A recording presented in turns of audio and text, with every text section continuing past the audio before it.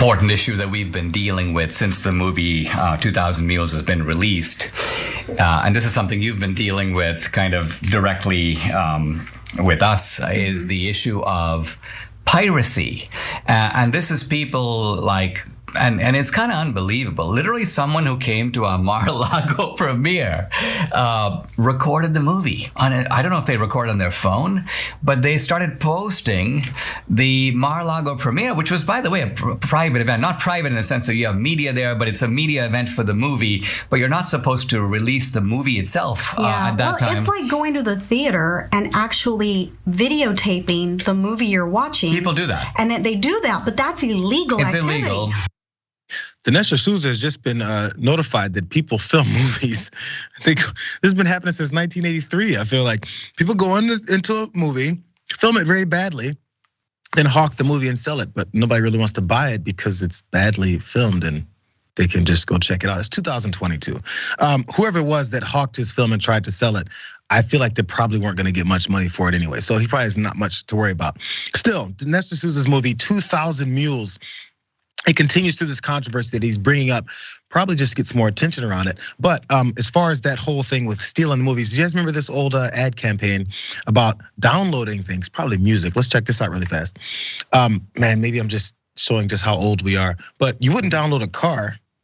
It's just like stealing a movie or music if you take a car. So we're figuring this all out now, and also Dinesh D'Souza is as well. But this whole thing with 2000 Mules and the things that he pushed and saying the election, he has proof that the election was stolen in 2020, again, because that's all you have to believe as a Republican. Even Ben Shapiro is not really buying his BS. Watch. Okay, so the supposition now is being extended. So this is my problem with the documentary. I think that there are dots they're not filling in. You can question all the ballot harvesting. You can take for granted that all the geolocation data that they're using is actually true. As we'll see, many of the fact checkers don't. I have doubts about how the fact checkers are doing this. That does not mean that all of those ballots are illegal votes, right? Meaning that they were all cast fraudulently or that they are fake or anything like that. All these are open questions which require more explanation. So I guess what I would say is an answer that's gonna make nobody happy. I think that the data is really interesting. I think that it's really suspicious, for sure. I don't think that it is dispositive that this alone shifted the election, or that, and when I say this, I mean fraudulent ballots, or that the election was stolen in the sense that actual fraudulent ballots made the difference between victory and loss for Donald Trump in these states. I think that the conclusions of the film are not justified by the premises of the film itself. There are a bunch of dots that need to be connected. Maybe they will be connected, but they haven't been connected in the film. Translation, we want to say to someone who believes in the same things you believe in, not buying it. I mean, I see what you're trying to do, but it didn't really fully do it. So I mean, we can maybe look deeper.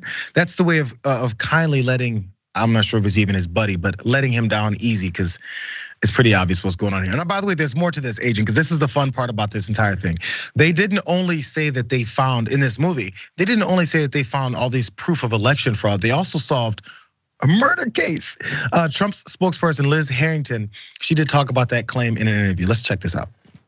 I mean, with the stuff that True the Vote found and did here, they should get awards all over the place. And they solved a murder. I mean, if you go watch 2000 Mules, and that's another part of the movie, they solved a murder of a young little girl in Atlanta. I mean, they are heroes. It's time law enforcement does something about it. But did they? They solved a murder of a girl in Atlanta. Let's go to the details of why that's BS. From NPR. We chose to look at two murders that were ebbing on cold case status. That's what Catherine Engelbright, executive director of True the Vote, says in one scene of the film. The film then describes just one case of the two that they first pointed out, the killing of an 8-year-old named Sequoia Turner on July 4th of 2020 in Atlanta. Now, True the Vote board member Greg Phillips said that he and his team obtained device data from the area of the shooting, which showed only a handful of unique devices that could have pulled the trigger. And we turned this bulk of information over to the Federal Bureau of Investigation. D'Souza said his team provided their analysis to the FBI, and shortly after that, D'Souza said, boom, there were 2 arrests and indictments. Got him, or he didn't, because in reality, they'd solved this case months before. So details there. Authorities in Georgia arrested and secured indictments against 2 suspects in the murder of Sequoia Turner in August of 21. In response to NPR's inquiries, True the Vote acknowledged it had contacted law enforcement more than 2 months later. That's the boom, meaning it played no role in those arrests or indictments. Continue on. The GBI did not receive information from True the Vote that connected to the Sequoia Turner investigation, said Nellie Miles, who's GBI's director of the Office of Public and Governmental Affairs. And finally, Adrian, an attorney for Turner's family told NPR they had never heard of Engelbright's and Phillips' analysis either. Come on, man. Just make a movie and say it's for fun. It's a fiction movie, and you want to have an action flick, and this is what you imagine happened in the 2020 elections. It'll probably sell better, honestly. No, I was definitely gonna agree with that. Just say it's a fiction. This is fantasy. It's Marvel, but real bootleg. Like, let's just be honest about this. Y'all be out here making all sorts of stuff up, trying to make it look like you crime fighters, when really you're just cringy and just actually truly just raggedy individuals. And I love this whole pick me energy that Sousa pushes off. And it's like, this party doesn't want you. They don't respect you. They don't like you. It's like, go sit in the corner and figure out another hustle that you can ride with, because no one's here to uplift you in the GOP. I mean, definitely not. But I mean, they want to use it to an extent. That's I think what his hope was. If you can present Donald Trump with, that's why it had his screen name Mar-a-Lago. If you can present him with anything that says, I've got your back when it comes to this lie that you cannot stop telling years later now.